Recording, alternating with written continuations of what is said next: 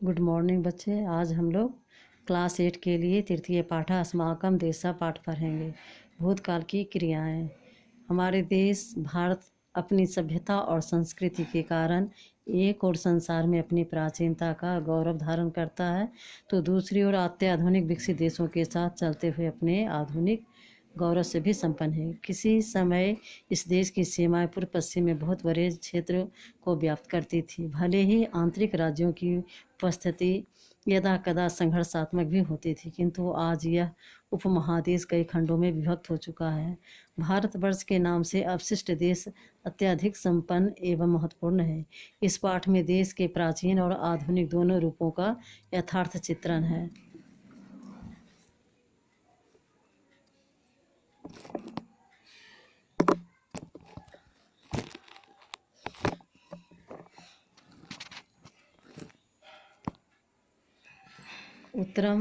उत्तरम यत् समुद्रस् हिमाद्रश्च एव दक्षिणम वर्षम तद भारतम प्राहुः भारती यत्र संतति। उत्तरम यत् समुद्र, जो समुद्र से उत्तर, जो समुद्र के उत्तर, और हिमालय चैव दक्षिणम, और हिमालय से दक्षिण का भूभाग हो। वर्षम तद भारतम प्राहु, वह भारतवर्ष कहलाता है, और वह भारतवर्ष कहलाता है। भारतीय यत्र संतति, और यहाँ के संतान भारतीय कहलाते हैं।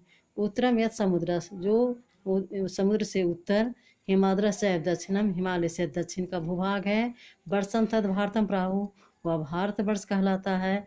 भारतीय यत्र संतति, और यहाँ के संतान भारतीय कहलाते हैं। अस्माकम देशा भारतवर्षम इति कथ्यते, हमारा देश भारतवर्ष कहा जाता है।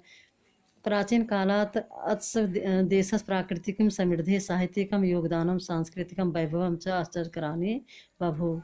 इस देश की प्राचीन काल से इस देश की प्राकृतिक समृद्धि, साहित्यिक योगदान, सांस्कृतिक वैभव आश्चर्यकारी हुए। अत्र एव वेदानाम आविर्भावः सप्त सिंधु प्रदेशे जाता, यहाँ ही वेदों के नाम की उत्पत्ति सप्त सिंधु प्रदेश में हुआ।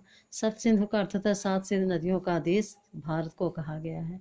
यत्र भौतिकम आध्यात्मिकम च चिंतनम अद्भुतम आसीत, यहाँ भौतिक और आध्यात्मिक चिंतन अद्भुत था। उत्तर भारतीय महाकाव्यानाम पुराणानाम शास्त्राणाम च व्यापकता दक्षिण देश भागम अपि सप्रकाशे आनयत।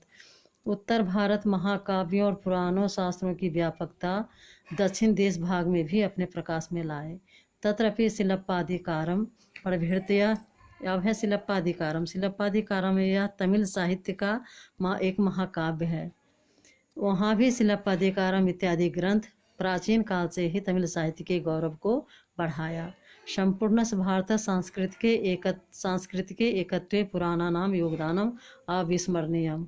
संपूर्ण भारत की सांस्कृतिक एकता, जो पुराणों में साहित्यिक एकता, पुराणों का योगदान नहीं भुलाने योग्य है, यानी अविस्मरणीय है। इदानीं भारतः जने जने धर्मस्थलानां तीर्थयात्रार्थम यो अभिनिवेशः दृश्यते।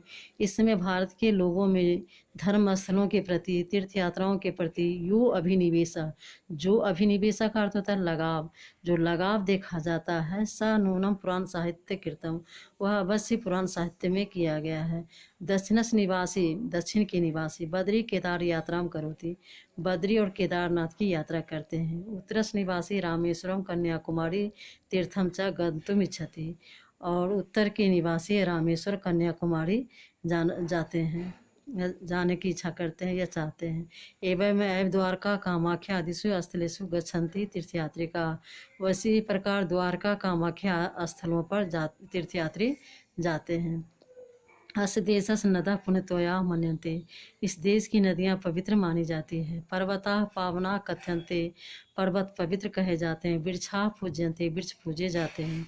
प्रकृति प्रति भारतीयानाम आश्चर्यकरम आकर्षणम आसीत्, प्रकृति के प्रति भारतीयों का आकर्षण आश्चर्यकारी थी।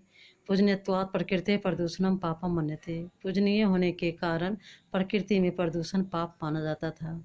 अतएव पर्यावरणस्य कापि समस्या अत्र न आसीत्, इसलिए पर्यावरण की कोई भी समस्या यहाँ नहीं थी।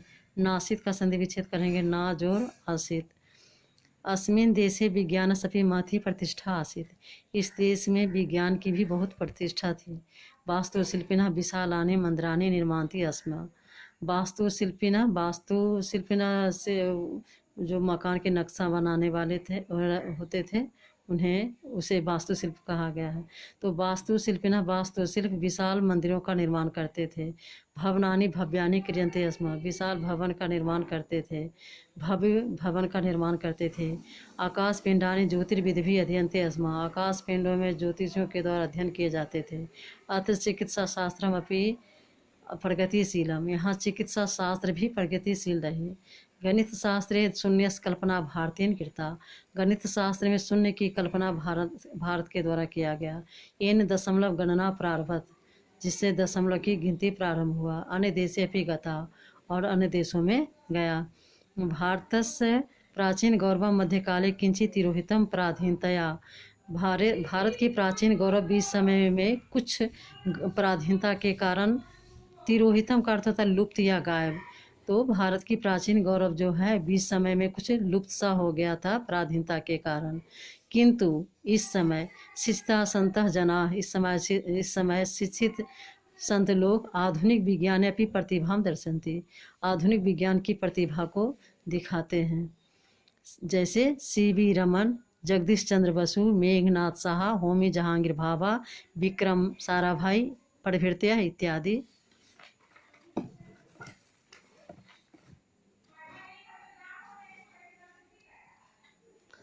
वैज्ञानिका आधुनिक भारतस्य गौरववर्धका इत्यादि। वैज्ञानिक आधुनिक भारत के गौरव को बढ़ाने वाले हैं। एवं महात्मा सदृश कर्मवीर, उसी प्रकार महात्मा गांधी के समान कर्मवीर रविंद्रनाथ ठाकुर सदृश साहित्यकार, रविंद्रनाथ ठाकुर के समान साहित्यकार, अरविंद सदृश दार्शनिक, अरविंद के समान दार्शनिक, राधा कृष्णन सदृश शिक्षक, राधा कृष्ण के समान शिक्षक, राजेंद्र प्रसाद सदृश स्थित प्रज्ञा, राजेंद्र प्रसाद के समान दृढ़ निश्चयी इत्यादि इत्यादि।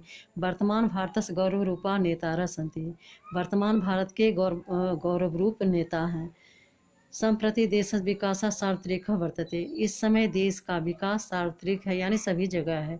कृषि क्षेत्रे नवीना प्रयोगा, संचार साधनानि उत्कृष्टानि, अंतरिक्ष क्षेत्रे भी विशिष्टम योगदानम, स्वास्थ्यम प्रति जनजागरणम, अर्थात कृषि क्षेत्र में नए प्रयोग, संचार साधन की अच्छी व्यवस्था, अंतरिक्ष क्षेत्र में भी विशेष योगदान, स्वास्थ्य के प्रति लोगों में जागरूकता, चिकित्सा सुविधानां वृद्धि, चिकित्सा सुविधाओं में वृद्धि, सर्व शिक्षा अभियानम इत्यादि उल्लेखनीय, सर्व शिक्षा अभियान इत्यादि उल्लेखनीय है।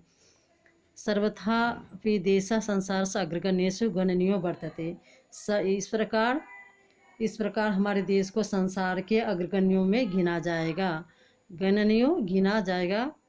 धन्यवाद।